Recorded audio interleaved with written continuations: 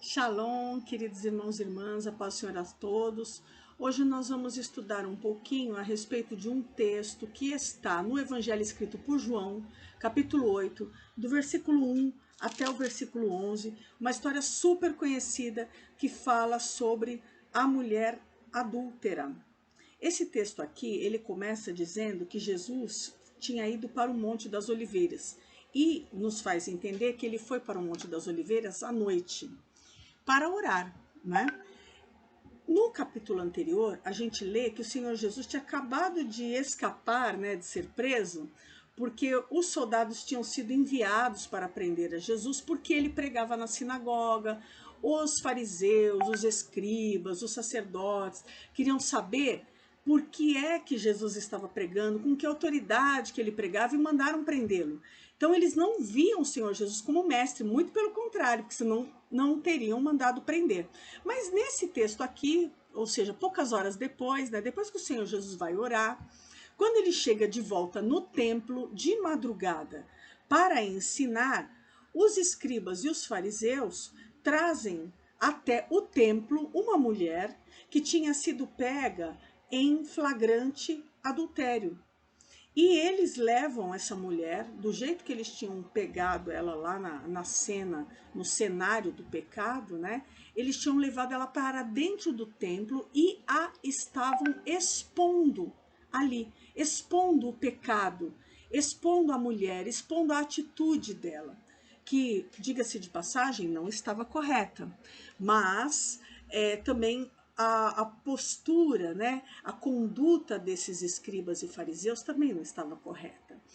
Eles estavam se considerando muito superiores a ela, como quem oferece, como quem expõe, ostenta um troféu, dizendo assim: veja só que mulher terrível, que péssima integrante da nossa sociedade. Nós somos muito melhores do que ela. O que vamos fazer? Vamos aplicar a lei sobre ela, porque o que ela merece? Ela merece o que a lei, né, manda que aconteça com ela. Tá certo? Estaria certo se, nesse caso, ambas as pessoas que estavam no adultério estivessem presentes. Quando eles chegam até Jesus fazendo toda essa algazarra, eles falam assim: o que você fala para nós, mestre? Mestre? Jesus não fala isso, né? Mas quase que a gente pode entender o Senhor Jesus falando: ontem vocês queriam me prender porque eu estava ensinando, hoje eu virei mestre por quê? Né? E o texto fala que eles chamavam o Senhor Jesus de mestre, tentando-o para terem do que o acusar. E você sabe muito bem, a gente já estudou sobre isso, que Deus não tenta ninguém, Deus prova. Quem tenta é o diabo. Então já dá para perceber, mais ou menos, influenciado por quem estavam sendo esses escribas e esses fariseus. Eles estavam tentando a Jesus. E quem tentou a Jesus? Aquele que se encontrou com o Senhor Jesus no deserto, depois de 40 dias de jejum, Satanás. Mais uma vez ele aparece aqui tentando o Senhor Jesus, né? O Senhor, ele tinha dito, aliás, ele tinha feito silêncio diante de uma pergunta que os escribas e fariseus fizeram a ele. Eles afirmaram que na lei que nos deu Moisés, tais mulheres devem ser apedrejadas. Mas e você, o que diz? Então a pergunta é, no mínimo, estranha, capciosa. Como assim? Se a lei diz que é para fazer isso, então faça o que está na lei. Por que eles estavam perguntando para Jesus? Porque eles estavam apresentando para Jesus uma lei tão adulterada, tão adúltera, quanto a mulher que estava ali na frente deles. Porque na lei, quando você vai ler em Levítico, você lê que o homem e a mulher que foram pegos em adultério devem ser apedrejados. A lei completa, não uma lei distorcida, não uma lei falsificada, não uma lei corrompida, não uma lei adulterada. Aqui só tinha uma parte da turma que estava pecando, né? Tinha uma dupla pecando. Só tinha uma parte, provavelmente a parte mais fraca, porque o homem muito provavelmente correu. E eles não foram atrás do homem, mas decidiram punir a mulher.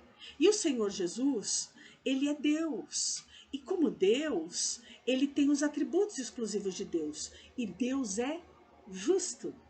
E este atributo é um atributo comunicável. Deus quer compartilhar conosco a consciência da justiça. Então, enquanto esses homens estavam perguntando para Jesus, ele simplesmente não falava nada, ele abaixou a cabeça e ficou riscando a terra. E eu já ouvi muitas ministrações a respeito disso, e eu também faço um pensamento a respeito disso. Por que será que Jesus ficou riscando a terra? Eu já ouvi que talvez a mulher estivesse nua ou semi-nua, então para não constranger ainda mais a mulher que estava sendo exposta ali naquele meio, Jesus não olha para ela, mas olha para baixo. Eu creio nessa interpretação, porque é a cara do Senhor Jesus fazer isso, né? Não querer nos constranger naquilo que é inevitável. Também o Senhor Jesus poderia estar brincando, né? Quando ele riscava a terra, brincando com o material do qual nós somos feitos, porque nós viemos do pó e para o pó voltaremos. E nós só somos quem somos nesse momento porque Deus soprou sobre nós, independente de sermos cristãos ou não, Deus soprou sobre nós vida. Todo homem é pó, todo homem voltará para o pó, mas nesse momento nós não estamos pó, porque Deus soprou vida em nós. Então talvez o Senhor Jesus estivesse olhando para baixo, olhando para as coisas terrenas, vendo do que é feito o homem, como que é facilmente influenciado pelo pecado esse homem. E aí o Senhor Jesus, ele levanta e fala: aquele dentre vós que estiver sem pecado, seja o primeiro a tirar a pedra. Por que ele fala isso? O primeiro a tirar a pedra.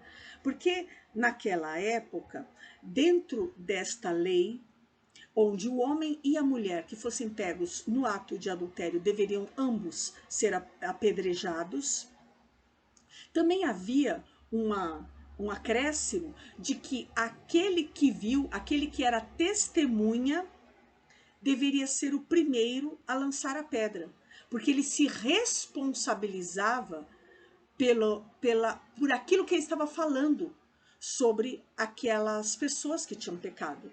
Eu vi que eles pecaram, eles são dignos de serem apedrejados, e se eu estiver errado, que o sangue deles caia sobre mim. Então, se essas pessoas fossem apedrejadas sem de fato terem cometido pecado, se fosse uma mentira, um embuste, o sangue daquelas pessoas no juízo viria sobre aquele que mentiu ao testemunhar, né? E o Senhor Jesus, quando vê que esses homens insistem em chamá-lo de mestre e pedir uma opinião, ele fala: bom, se alguém de vocês está sem pecado, né? Esse seja o primeiro a atirar a pedra.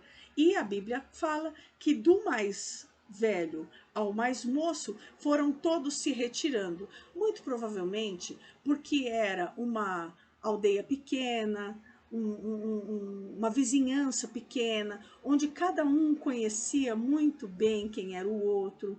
Eles estavam ali se sentindo superiores, subiram num degrau de superioridade para apontar aquela que tinha sido pega num pecado explícito, mas eles sabiam que eles também tinham pecados, que a única diferença entre eles e aquela adúltera é que eles não tinham sido apanhados nos pecados que eles cometiam, que não necessariamente precisava ser adultério, poderia ser qualquer outro, poderia ser mentira, poderia ser uma balança enganosa, poderia ser uma presunção, uma soberba, poderia ser tantas outras coisas, mas eles não foram pegos, eles não foram expostos, eles não estavam debaixo daquilo que eles estavam fazendo aquela mulher passar, mas eles poderiam passar por aquilo se eles também fossem descobertos.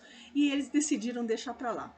Do mais velho ao mais novo, eles foram deixando para lá suas pedras e foram embora, porque eles também sabiam que a lei que eles estavam empunhando estava corrompida.